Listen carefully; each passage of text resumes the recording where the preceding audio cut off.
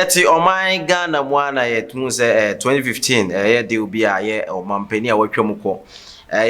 John Dramani mama yakosan ye ho be ye nsem bebre Ameri deal se ye nyina ni tua sa Ameri deal na ye de obi a se de generator betumi a supply ye 3000 as 300 watts 300 watts mum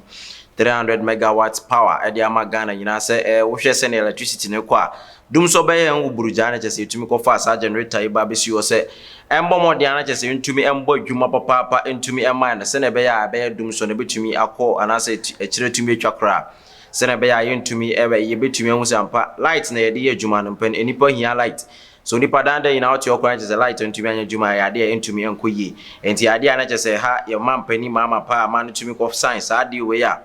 ehun sam de na chese ekromua yesoa bia na yetumi de bi ego obetumi de kura bampesi bi okra betumi de bia kebab ni nyina na chese ehun sam no ebe ade chese ebe buruja ba pa na sa de we na ni sika botin chese efiri mu free Ghana ekosa nkrofo $150 million. 150 million dollars. Sika nkro to da bi ni e gba de MC sign say utumi say sika no panifo so mo tam mo nwi se den yo no aso mo tam sika no de akoto se bem na che se deal no ma sign na sa de ntia mo start sa story na say me di sa ensem ye free am we bi am kontito boss na fa di machi be me sa kufu ado aban ba so no say sa deal we o say ya de a che se infata yade agese nko ye kura enti no ombo mode agese omuntumi enhwem na sa edi we yade agese omuse nkataise ne project tumi akomo enti ombo mode ahwem ama no kura nam so ma ye energy minister ombo mode nsenka de ono kura nko koyo bibi na no kura eno nam so ma yetumi yinadi yeni tua sa ensem we nyina agese we ye munsem ketua bi agese metumi ede ebesom ansa na mako enne ensem a ye ba abesom na enne ensem no esan se efiri Arab Emirates wono ma eba ntino anu tinya ko sa ati efiri ona sa Arab Emirates ni no United Arab Emirates sa oni pakro ya ena nanse bam se Ghana ne ti se corona e beji no me na utumi se ampa sa corona ide wo se yutumi ehwe na afi yutumi si ano kwan omampani kufuo de nhye nyina gu kwan mu se ananado danko kufuo de ye nhye nyina gu kwan mu se se ehwe se ne ekọ na wo se yutumi bo banti vaccines yi wo de batu dwa se wo so bia utumi ko bo se ne be ya bia betumi kama first dose abama yutumi abo Ghana fo bibira abo mabo rofo abo panien papa ate se utumi se yes omampani kura abo ne de kire se ampa wono elida no a kire se ampa se wono de animu de a wo so utumi ebo na nipa nyina utumi de kire enti nkrofo abo first dose na ma second dose no ebeba na sa second dose na obeye ho announcement se ebeba no se na wo so utumi ko sign deal Isa se sa duru ndi entumi makwa sa duru ya ye beka ho asemi what me say your friend say Sputnik edina to re ani modu ntine wato boss no aboss yes ai what you say Sputnik sa duru na je say eba je say second dose utumi say eba na fe na obia tumi abebobi na sa di we na the same United Arab Emirates businessman eden sa akwosha ase san se utumi se sa duru no ansa na be free no way asan be du Ghana no wo so tumi fa nipa mienu entem na Ghana 40 ye makoma entom yem Ghana 40 san se makoma entumi entom san se yentumi ntena se aduru aye kofa abade amonim se wo no way ambetumi akọ direct akọje ade na ba no mo tena ma Ghana agese okofa aye middleman for mienu te se ba kumpo obefa no way ni ntem na so obepie United Arab Emirates no ntem ansana empo abedu omampani na na adodanko akufu adontem na po san de abewo ye krama sa dure kra be wo nkrofo krama yare bibire tumi aba lebi kra ye complain say sa dure kra de ba che say de yare bibira utumi say ampa betumi ha na onipa ye ka no wasem din ya Sheikh Ahmed Damuk ehwana betumi abosi Sheikh Ahmed Damuk ono ni din ba ko to aso ne ho de yambe o Sheikh Ahmed Damut ono de utumi se sa ensem ya na se eba sa no ya COVID-19 no ya eduru ya mbo ni din kire we sa duru yi wona che se wodi hu akoten papa na wonsem no mu nkire mu no ye hunu se se fa bi se aye Ameri deal na eba ya na sa apa ya so edimu akoten papa na sa aduru na sa dozi ya eba yi enka ye hwemu a enka wo se tumi ko se one ba ku bia wo se $10 $10 bill na je say nka obefa eye dodo a o je e say de wukotu dodo aba beton no and je say obefa ba ko wa je say $10 na je say nka ofa no na je say wotumi e de aba na je say o man Ghana yenso yetumi hu say yesika ansem a ye di ni nyina tumi ade atumi akofom na so sa businessman ye kan wasem a o ye United Arab Emirates ni aje say what the $9 etoso enti eduro no ba ko bia $19 na Ghana nka o say ye supply be 3.4 million. What is said the can was 3.4 million doses. Not just say Sadi way and to me, but so just saying, go to me, Sampa, and not just a woman, a car ye to me upon any a caketua.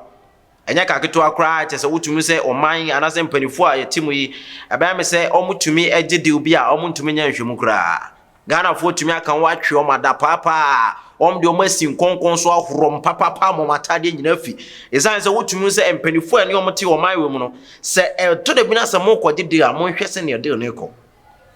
de una mo be ye no sen ne be ko so aba sika sen ne be kom ahe na mbetua emfaso sen ne ba we anase report we be to odwai enye se Ghana ni empo ne be ba report you eye no way newspaper be ne be board de say hey o man Ghana se mo kwaje de wa sa de we a mo kwaje afa COVID-19 e vaccine we hu eye sa business a mo kwae no wonipa na wo gina ntem no nko age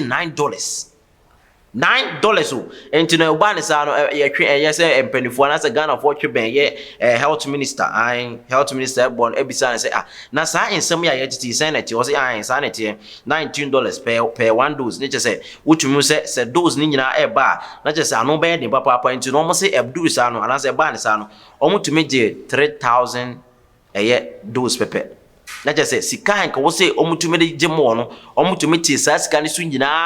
ma betumi ebedu be 3000 na sa sika no sika poti yetumi APF mu 5.7 million dollars na wotumi say ampa empanifo a ye ne o moti wo man Ghana mu no empo ene o class 1 ni koye de wa na say wo koye bibia wo be hwe enema ni mansa no wo sa de no otumi asan so nipa bi ko tena se na so opese o san bibia o redi mu hwe se ampa sa ne o mana ye kona na se de na wo ko san no ade ade mfaso de bi e bebre na se sika obetumi anya wo mu no ade a chese betumi aboa no papa a otumi se ampa so wo ya ebetumi aboa no na so no Ghana kamia ye se empanifo na mo te so no esan se sika ne nyom na mo mbre nya nti no yan ye bre na ye di ye taxes komo mo no na mo so sika na o mo sabe impreduas o mo ndwen ho no nti no o mo sore amatam sika no de akoma eye nkrofo na chese sika no dia na ye di medon man ya okugina mu yi wotumi se picture bia na so tilapia otaye kwatumpa obomoden atumi adro medon man no na wo hwe okufuado ne chin pa ye na do na okufuado ne ho ofe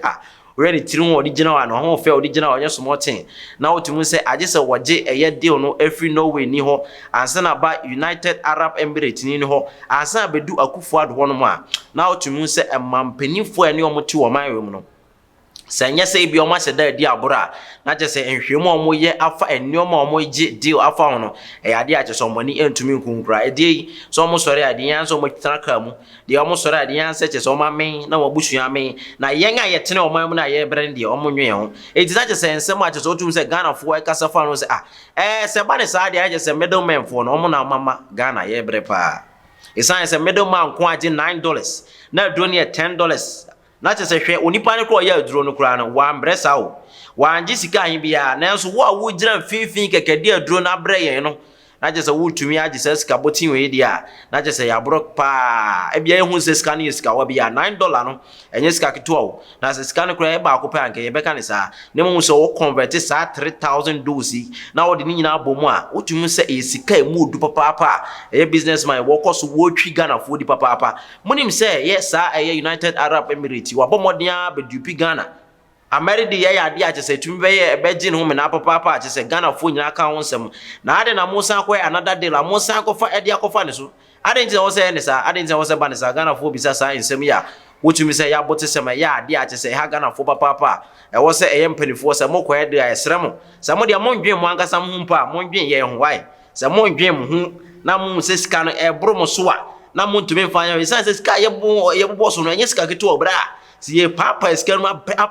pense ma wawo emu biebie mu a wotumi se sika na emu odu papa chese Ghana kura echa wanhwe bia benya ne die tumi dia ma no wato no na yanso Ghana ye sore ne tam sika chese ye rekwa kwaje enioma bia ba begu a ye ntumi nhwemu de yanse atam sika no chese sika no kwa na eko na omanfo so bra na ye bre ya to ansam no so awtumi say oman mu bre na no ahye dese wa oni tua say oman mu ahye na wo bo modin akobɔ kro no ye so mu ade ye bɛyɛ wo no video bi a yɛtwa gu social media hu say ampa aye abranti bi a kyese wotumi say maame na wo hwe no wahyɛ da pa so tura wadi wo maame ne nsa no bɛyɛ nan enum nsia na so mu nyinaa kyese ɛnyɛ ame ne pattern kyese police ni bɛfa ho a na kyese wotumi say nka bwanhwe a nka ade bɛkye no ye nte asempa de bɛkye nyinaa say yeku okromfo bi ada no na nsɛm no kyire ma woman no ɛse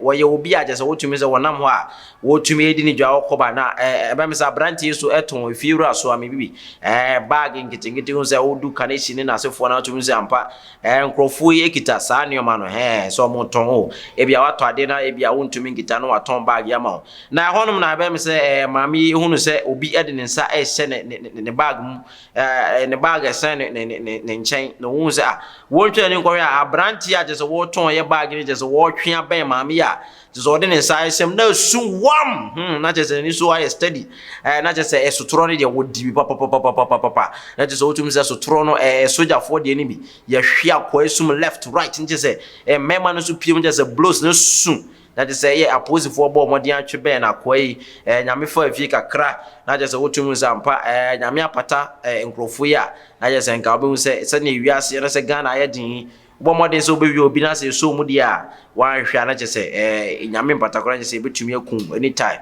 enti embo modern fa yensanya juma bone dia enti say kro no yesrew de obenya bia no fa ne sa bag ya woton bra anya so obenya kakra ne sempo a fa ne sa bra na wo san ko bokro ne kro aka ho dia ebia next time no ebia pose fo ja okra ekire wo nsem de